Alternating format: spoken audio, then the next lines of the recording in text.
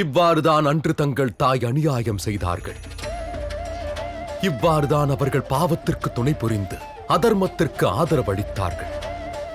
இன்று தாங்கள் மகளாக இருப்பதனால் அவர்களை தாக்கவில்லை. ஆனால் அன்று நான் உலகை காப்பாற்ற கட்டுப்பட்ட நான் தர்மத்தை காப்பதற்காக தங்களின் தாயின் தலையை வெட்ட நேரிட்டது. இதன் காரணமாகவே நீங்கள் அனைவரும் என் சத்ருவாக மாறினீர்கள். நாராயணா, நான் உங்களை பார்க்கவும் விரும்பவில்லை, உங்கள் பேச்சை கேட்கவும் விரும்பவில்லை. இப்போது உன் சூழ்ச்சி என்னிடம் செல்லாது. இங்கிருந்து சென்று விடு. நிச்சயம் செல்வேன் தேவி, நிச்சயமாக செல்வேன். ஆனால் நான் சொன்னதை ஒருமுறை நினைத்துப் பாருங்கள். காரணம், தர்மம் என்னும் பாதையில் அன்று நான் நின்றது போல அதே மார்க்கத்தில் தாங்களும் நிற்கிறீர்கள். அதனால் எது உச்சிதம், எது உச்சிதம் அல்ல என்பதை தாங்களே சிந்தியுங்கள். அன்று நீங்கள் செய்தது தவறாகத்தான் இருந்தது, அது எப்போதும் தவறாகத்தான் இருக்கும். குரோதம் என்பது யுத்தத்தை மட்டுமே வளர்க்கும், அமைதியை அழிக்காது தேவி. அமைதியான மனதோடு அனைத்தையும் மறந்து இந்த நிலையை மற்றும் என் கர்மங்களையும் நினைத்துப் பாருங்கள். அப்போது ஒருவேளை சரியான முடிவுக்கு வர நேரிடும்.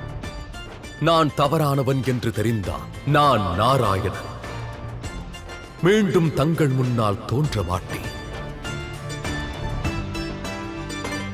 எந்த அசுரர்கள் லக்ஷ்மி நாராயணரின் பிரிவிற்கு காரணமாக இருந்தார்களோ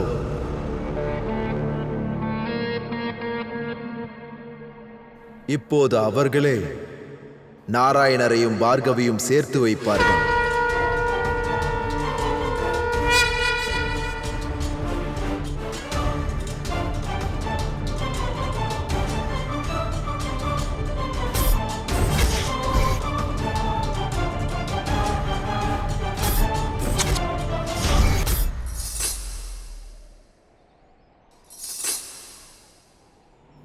எந்த நினைவில் ஆழ்ந்துள்ளீர்கள் தேவி? தேவரிஷி, வணங்குகிறேன். நீங்கள் இங்கே? அதோடு தேவரிஷியாக நான் இருப்பதனால் தேவகணங்களுக்கு மட்டுமே நான் தகவல் கூறுவதில்லை. நான் தேவரிஷியாக இருப்பதனால் தேவர்களுடைய உண்மையான நிலையையும் நான் உங்கள் முன்னால் வைப்பேன். அதாவது நீங்கள் நாராயணருக்கு பரிந்து பேச வந்திருக்கிறீர்கள்? இல்லை, நான் இங்கே உங்கள் கண்ணோட்டத்திலிருந்து பாரபட்சத்தை விலக்கவே வந்திருக்கிறேன். இன்று வரை உங்கள் நாராயணரை உங்களுடைய தாய், உங்கள் தந்தை மற்றும் உங்கள் சகோதரரின் கண்ணோட்டத்தில் பார்த்தீர்கள். இப்போது நேரம் வந்துவிட்டது. அதாவது நீங்கள் நாராயணரை உங்கள் கண்ணோட்டத்தோடு, உங்கள் எண்ணங்களோடு கவனியுங்கள், புரிந்து கொள்ள பாருங்கள், அதோடு அவரை அறிந்து கொள்ளுங்கள். சத்தியத்தை இன்னும் நீங்கள் முழுமையாக அறிந்து கொள்ளவில்லை தேவி. நாராயணரை மனதார அறிந்து கொள்வது அது இன்னும் மீதமுள்ளது தேவி. நாராயணரை அறிய வேண்டுமா? அப்படியென்றால் அவரது பக்தராக இருந்து பாருங்கள். சர்வசாதாரண மனிதராக இருந்து புரிந்து கொள்ளுங்கள்.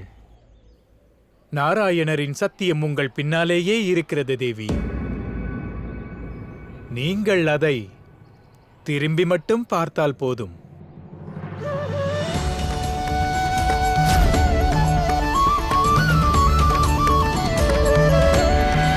இவர்கள் அனைவரும் தன்னிடம் இருக்கும் கண்களை மட்டுமல்லாது அவர்களிடம் இருக்கும் மனக்கண்களாலும் நாராயணரை பார்த்திருக்கிறார்கள்.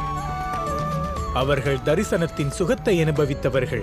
இவர்களை விட சிறந்த அந்த நாராயணரின் அடையாளத்தை, அவருடைய பெருமையை உங்களுக்கு வேறு யாராலும் புரிய வைக்க முடியாது தேவி.